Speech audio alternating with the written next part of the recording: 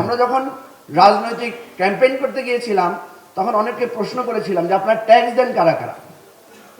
70% লোক জানে না সে যে ইনডাইরেক্টলি ট্যাক্স দেয় রাষ্ট্রকে।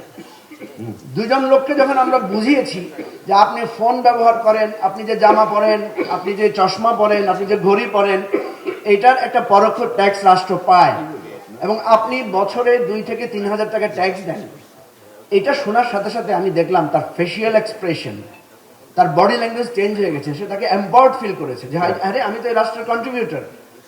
সো আমরা এটা ভুলে গেলে চলবে না যে সারা জীবন এরা অশিক্ষিত থাকবে। তো রাজনৈতিক সংস্কারের একটা প্রধান কাজ হওয়া উচিত, আমরা পিপলকে শিক্ষিত করব, জনগণকে সচেতন করব। ভবিষ্যতে নিরাপদ, বিনিয়োগ বিশ্বস্ত, আর আমার পছন্দ সল্ট বে। ওয়েলকাম টু সল্ট বে।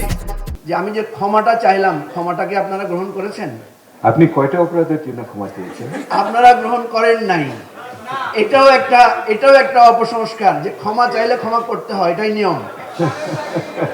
আমরা মঞ্জু ভাই, এটা নির্ভর করে আপনার অপরাধের মাত্রার উপর।